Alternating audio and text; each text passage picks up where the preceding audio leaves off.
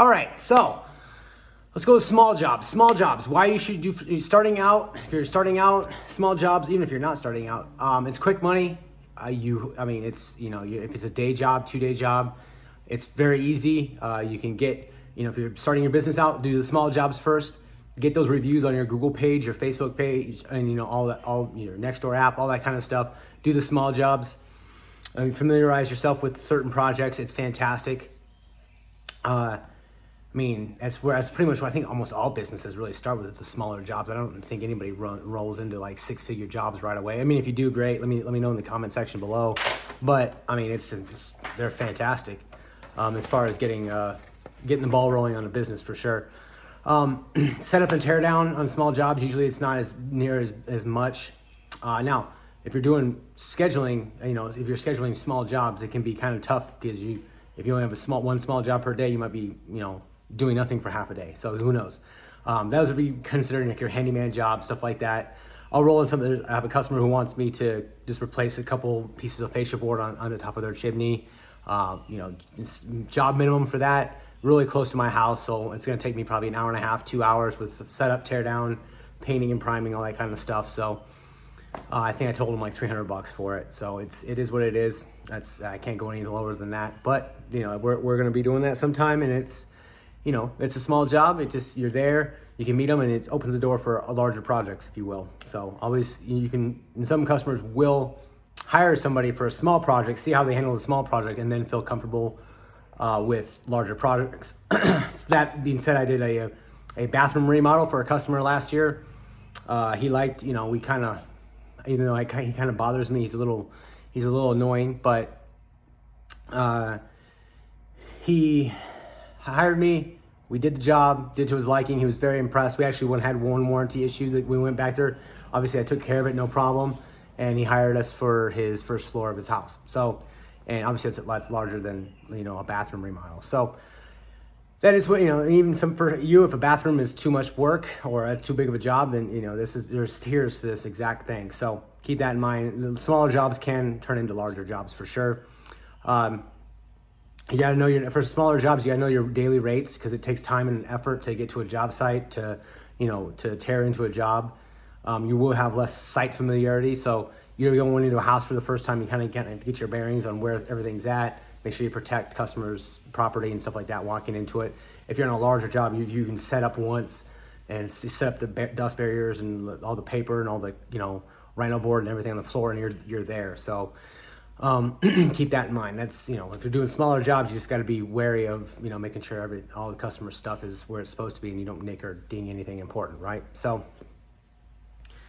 now that's your small jobs. I won't say I'll probably never not do small jobs, because it gets my name out there. I'll run, Christmas specials for hanging TVs and stuff like that, just to kind of get out there. And plus I enjoy that kind of small work. So now, that being said, there's a lot of competition for small jobs. Every Chuck in the truck, he basically thinks he's a handyman, right?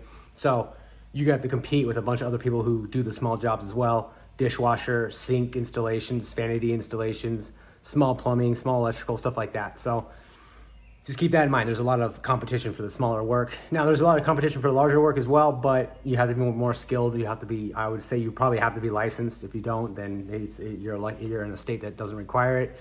Here we do anything over $600 really. So large work. Now, obviously larger jobs, lots of moving parts. There is a higher ceiling for more profit being made, obviously, because there are bigger numbers, bigger projects, everything. There's just more money to be made. There's a lot more moving parts. You got subcontractors. You're not gonna be able to, unless you're in a state that doesn't require it, you're probably not gonna be licensed HVAC, plumber, electrician, and a builder all at once.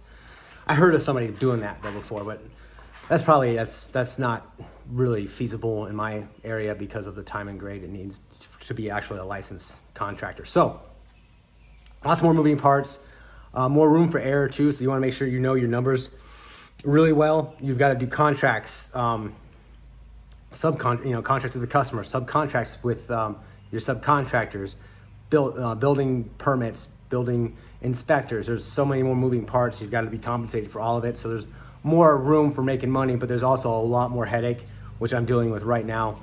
And you probably have seen already, but I'll be rolling some video that I've had with some other projects as well, and some pictures too, so you guys can kind of see. I mean, basements, there's so much to do. You know, plumbers coming back to you like, hey, I didn't know this, and their problems. You have to deal, you know, if you're being a GC, you have to deal with their problems as well, because they'll come back and, depending on how your relationship is with them, hey, I got a problem. This is what it is. You know, you can, depending on your contract with them, you can make them pay for it out of their own pocket, or you can cover it or have a change order with the customer. So there's a lot more stress with the larger projects, I would say, but at the same time, it's manageable, and there's a lot more room for profit and a lot more room for growth. You can obviously, a certain job or two here can pay for a $3,000 concrete saw. I mean, ask me how I know, right? So yeah, I mean, that's pretty much, that's your jobs in a nutshell. I would say larger jobs, if you have the means to and you're legal to do it, I would focus on larger work, because there's, you know, you get your name out there, it's more money, more profit, providing you have the manpower. I am limited with manpower, and you know, that's why I tell customers I don't do roofing. There's things I don't do, because it's not efficient with just 2 guys. So 2 or 3 guys, you know, you need a crew of 8 or whoever to do roofs, and at a you know, reasonable rate, right? So now with large jobs, if you're thinking about doing large jobs, if you have a huge job and you know how to do it, but it's just a big job and you're kind of intimidated, just break it down into smaller jobs, the demo, and then you do, okay, after demo, you got material acquisition, you get everything on site, and then you can set up and you can start doing, okay, what needs to be done first. If it's the floor, if it's the cabinets, if it's the walls, you know, break it down into small increments, like just days. And then once you have all those days put together, then that job starts to come together, and there you go. You have a big job done, right? So, I think coming to mind, I just did a basement, and then, you know, we took 2 months to get the permit approved, but whatever. It ran over because one change orders, customer added a sauna, customer added a huge bathroom, extended their kitchen, et cetera. So it all just extends the time frame, and you've got to be able to work around that too. So keep that in mind. Change orders are your friend. Make sure you have everything in writing, everything, even the small jobs. I'm talking to you guys who are just doing the small things. I just did a small job not too long ago. Kitchen sink and a vanity, and in my approved estimate, we don't touch, you know, the quarter turn valves for water shutoffs. Half of them leak because they never exercise them, so it's in our estimate. It's right up front. Hey, we're not, if they start leaking, it's on you. And one did start leaking. Told them we can fix it maybe next week, or you can call a plumber. That's basically it, and they're completely okay with it. There was a pretty small leak, but at the same time, it was still leaking. So I think they already had it fixed, but yeah, that's how it goes. So that's all I got for this, you guys. Like and subscribe. I'll see you on the next video. Check out my Patreon page, and I've got a couple pretty cool videos coming up. Appreciate it.